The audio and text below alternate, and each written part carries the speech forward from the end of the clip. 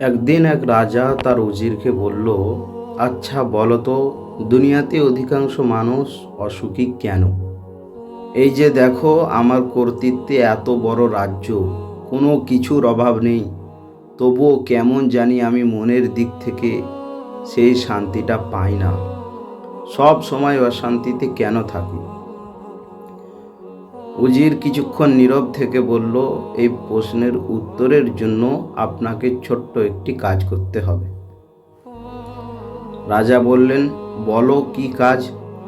উজির বলল, আপনি একটি থলেতে 99টি দিনার রাখুন, আর থলেটির উপরে লিখে দিন 100 দিনার।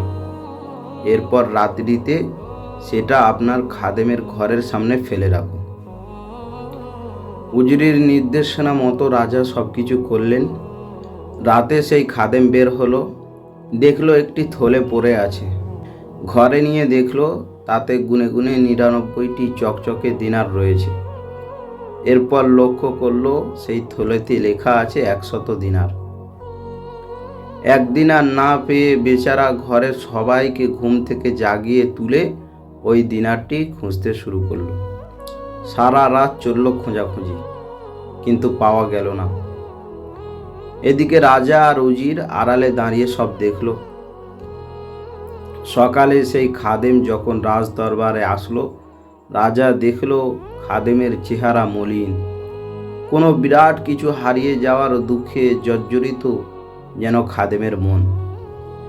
এবার উজির রাজাকে বলল, রাজা মশাই, ওই একের জন্যই আমরা এত অসুখী। আল্লাহ আমাদেরকে যত নিয়ামত দিয়েছেন তা হলো 99টি দিনারের মতো, আমরা সেগুলো নিয়ে তুষ্ট থাকি না, শুকরিয়া আদায় করি না।